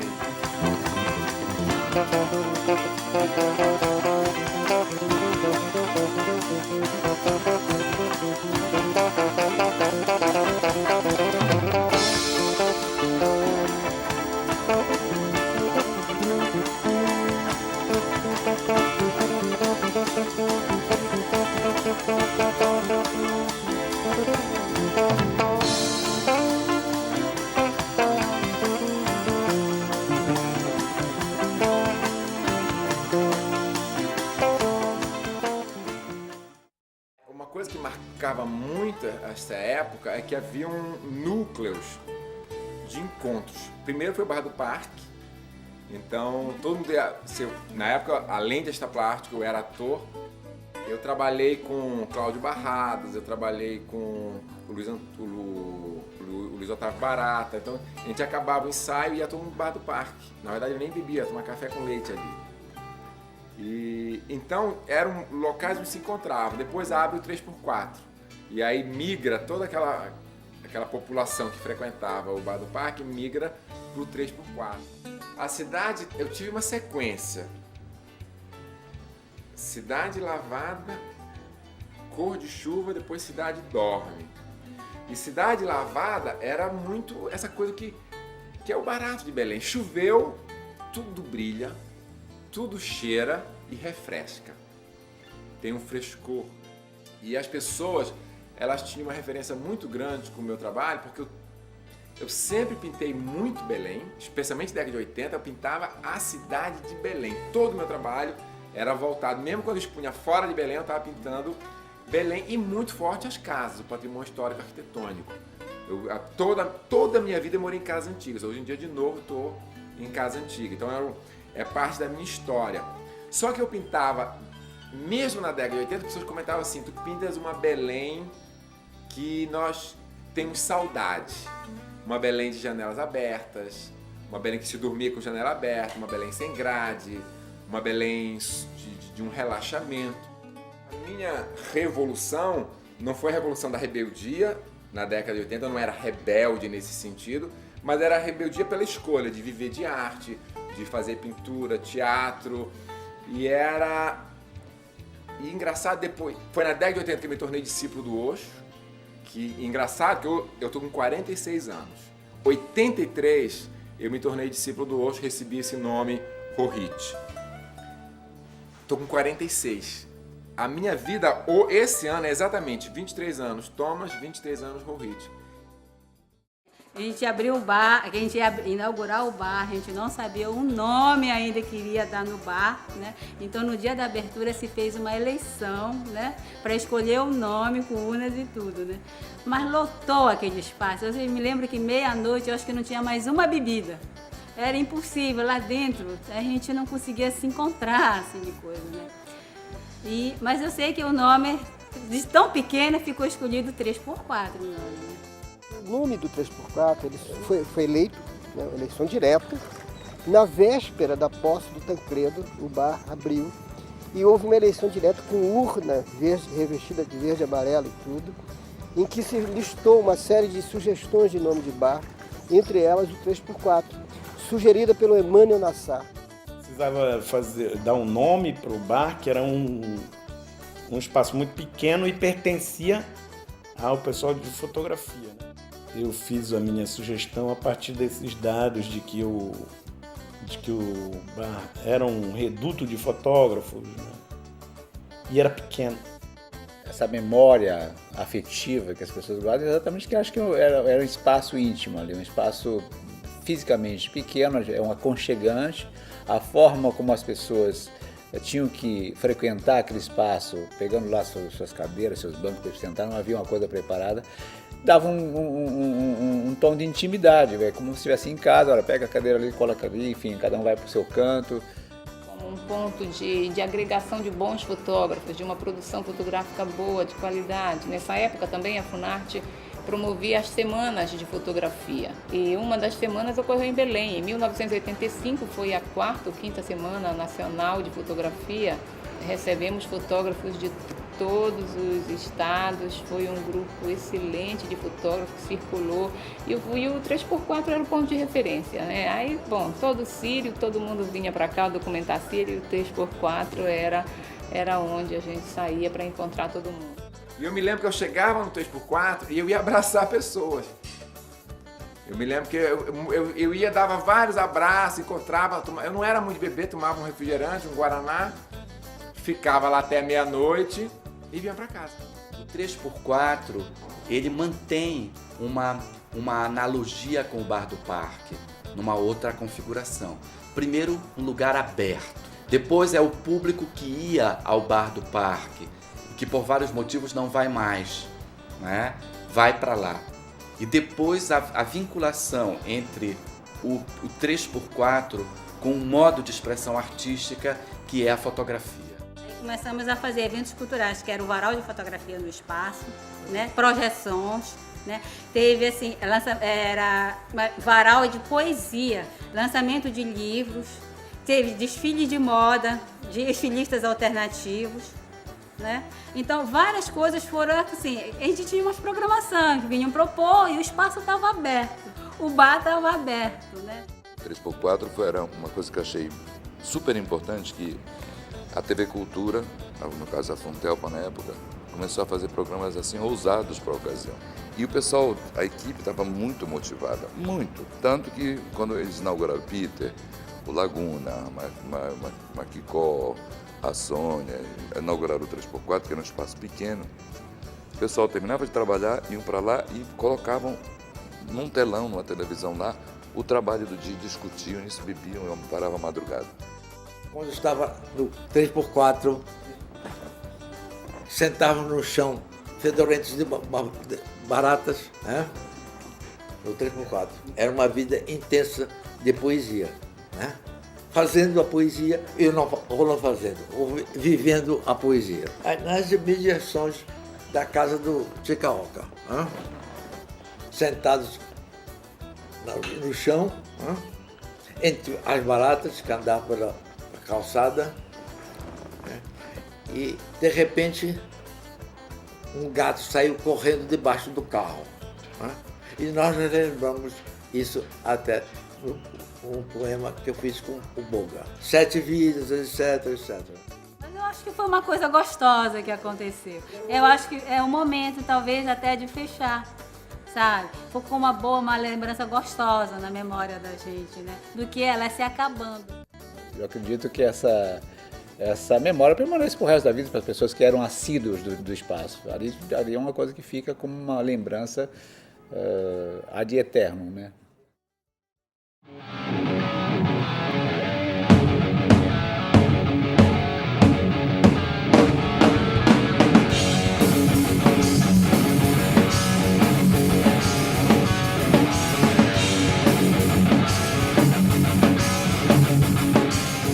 estresse é o pai de todos, né? O estresse, inclusive, para mim foi a grande referência, porque eu ouvi o disco do Estresse na casa desse meu primo, né, em vinil, patrocinado pela Pepsi.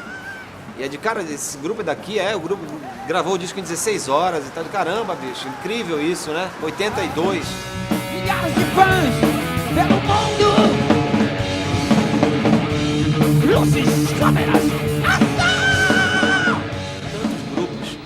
maravilhosos que nós já tivemos aqui em Belém, que infelizmente, por uma questão tecnológica que era precária naquela época, não se tem material gravado, não se tem vídeo dessa época. No auge mesmo, no auge das coisas todas, era o Álibi, era o Mosaico, era o Violeta Púrpura, né, do Marquinho, que era um grupo também que tinha muita força assim, com a galera, né? E lembro de outras tantas bandas que Tribo. A Tribo foi fundamental, porque quando o Cláudio chegou com aquelas letras esculhambando com o Abraço de Aguiar. O Nó Cego, que Nó voltou, Cego, né? O PH7, que era uma banda... Ácido Cítrico. Foram bandas que marcaram assim. Insolência Pública, grandes caras, né?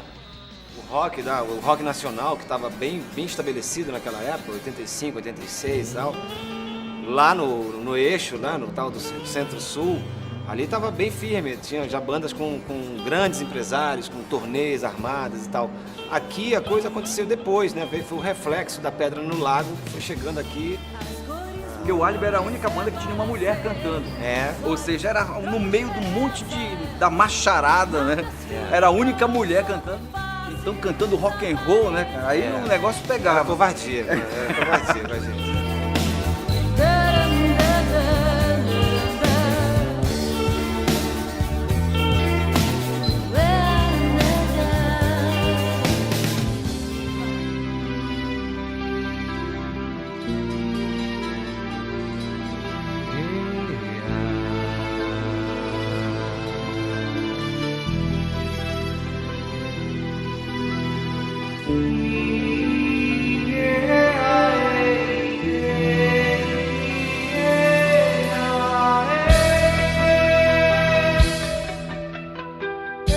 Veio na minha cabeça aquele preâmbulo da música, né? Região Norte, tarará. Região Norte, ferida aberta pelo progresso, sugada pelos sulistas e amputada pela consciência nacional.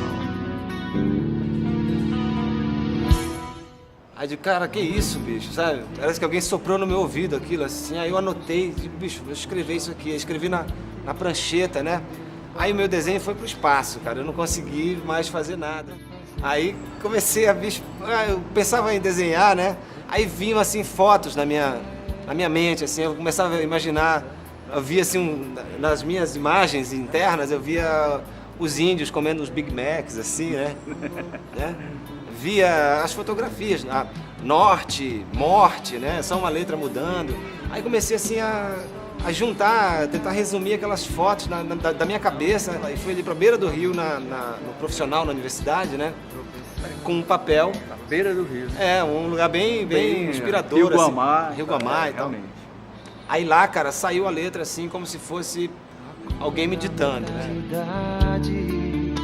Criada sobre a região, por que tanta gente teme?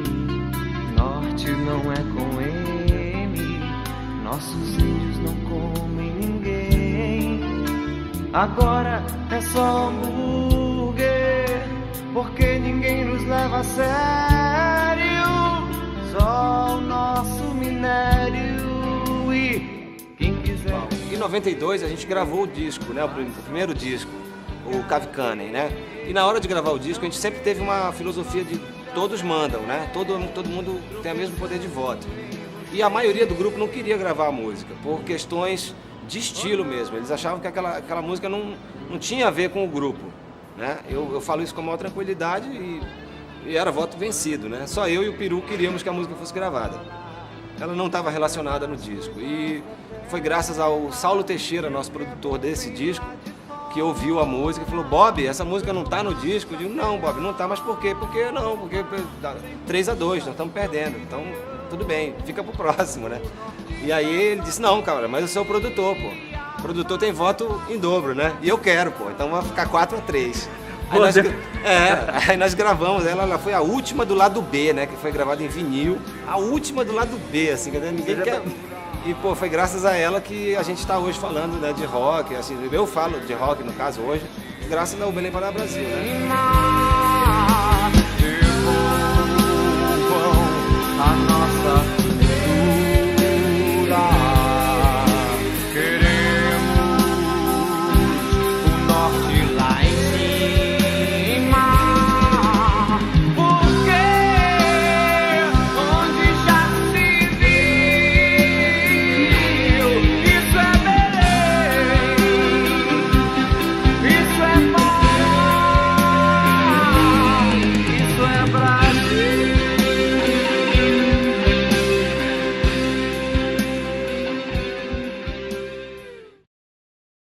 foi muito marcante para mim na década de 80, além das minhas viagens pela Amazônia, tudo que aconteceu de importante na Amazônia, nesse período, eu vi com meus próprios olhos.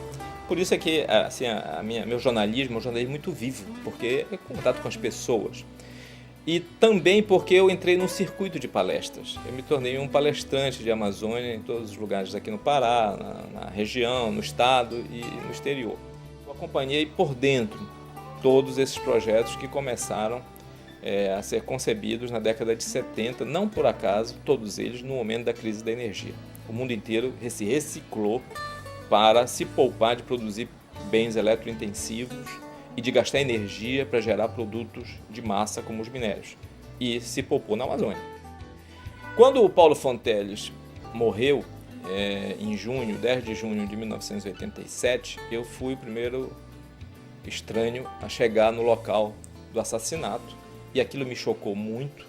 3 dias antes nós tínhamos participado de um debate no Lauro Sodré, junto com o Pinguelli Rosa, e depois do debate nós fomos, ele foi me deixar de carro e ficamos umas 3 horas conversando, eu ouvindo desabafos do Paulo. E aquele desabafo parece que era premonitório, porque ele disse coisas que eu nunca imaginei que ele um dia fosse me dizer.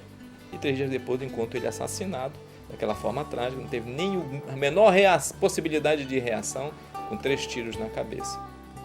Durante 3 meses eu me empenhei em esclarecer completamente o assassinato e não parar, não ter receio de dar nome a todos os bois envolvidos. E entre os bois estavam os 2 homens mais ricos do Pará naquela época, ambos hoje mortos. Quando eu terminei a matéria, a longa matéria, que eu tenho o prazer de dizer que ganhou o prêmio FENAGE, que foi incluída pelo Igor Fuzet no livro das grandes reportagens mundiais que ele selecionou. Quando eu terminei esse texto, eu levei para a diretora administrativa do Grupo Liberal, onde eu ainda prestava serviço como prestando notícias para o Repórter 70. Levei para ela a Rosângela Aranantizan, que era a pessoa com quem eu tinha mais contato de todos os herdeiros, e ela leu na minha frente. Quando ela terminou de ler, ela ficou impressionada, disse: Lúcio, que coisa! Mas eu não posso publicar, porque envolve 2 anunciantes, maiores anunciantes do jornal. Aí eu pensei, disse: Loloca, que a gente tratava como Loloca. Loloca, e se eu fizer um jornal para publicar isso? Ela disse: eu imprimo aqui no Liberal de graça, desde que tu não cites a gráfica. Então o jornal pessoal, que eu imaginei que tinha sido só para publicar a história verdadeira do Paulo Fonteles, eu descobri que as histórias verdadeiras não saíam na grande imprensa com toda a democracia que nós tínhamos. Tem todos os meses no Pará e na Amazônia em geral, você tem temas de um sentido de vanguarda muito grande, vanguarda mundial. E aqui ninguém discute.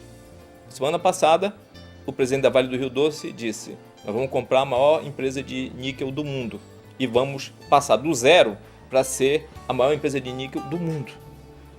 Onde é que estão as grandes jazidas, fora as do Canadá, dessa empresa que ele comprou? Estão no Pará. O Pará sabe disso? Não. O Pará está 80 anos atrás dessa data. E quem são os responsáveis por essa defasagem? Os intelectuais. Porque eles comem 3 vezes por dia, eles são pagos para pensar, eles têm tempo para pensar e eles têm uma bolsa pública, que é a universidade. Eu acho que o espaço público desapareceu. Isso é que é o grande problema e a universidade contribuiu muito para isso, quando ela criou a carreira universitária.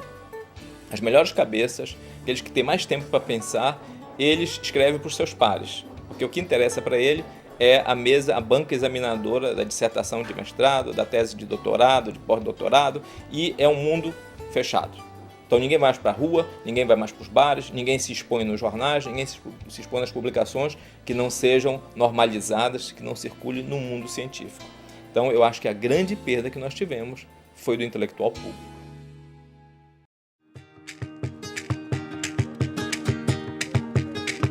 Direitoada pro meu povo balançar, pra morena canta junto e vê meu boi balancear.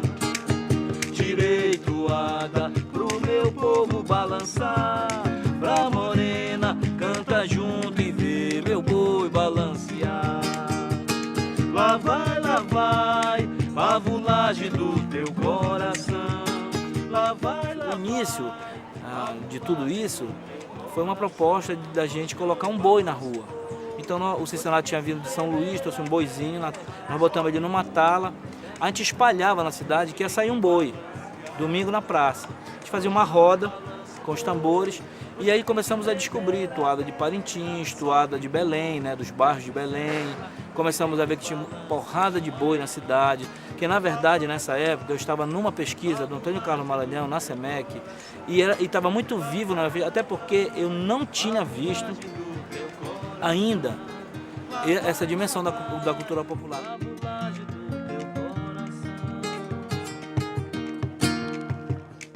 Esse momento era um momento que o Rui convidou a gente para colocar essa coisa na rua, entendeu?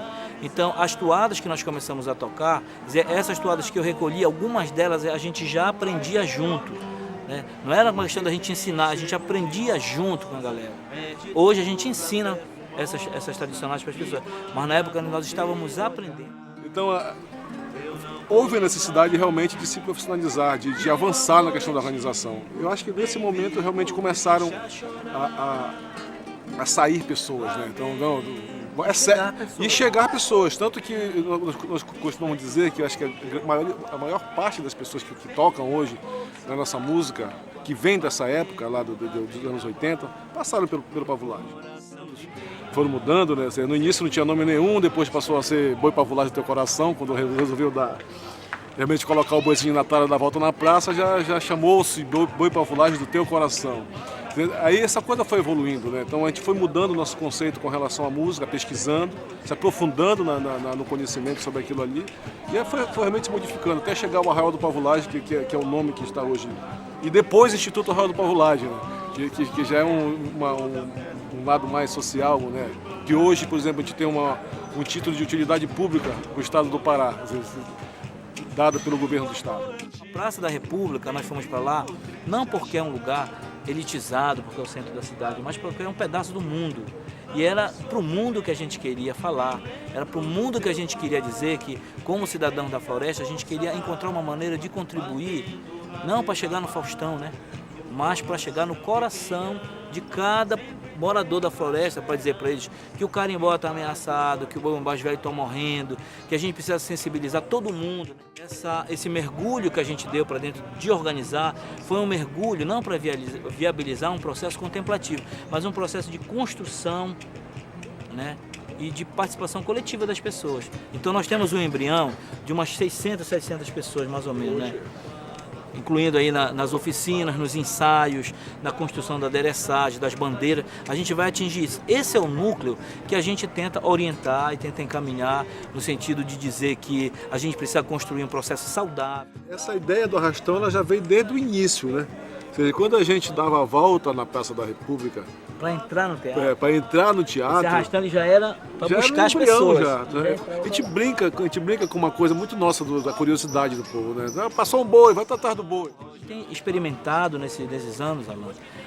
Eu acho que a experiência mais bonita da minha vida é essa, de conviver as ideias com as diferenças. Eu não penso igual o Júnior, o Júnior não pensa igual a mim. Mas a gente quer que a cultura da floresta conquiste, né, o coração de cada pessoa que chegue aqui.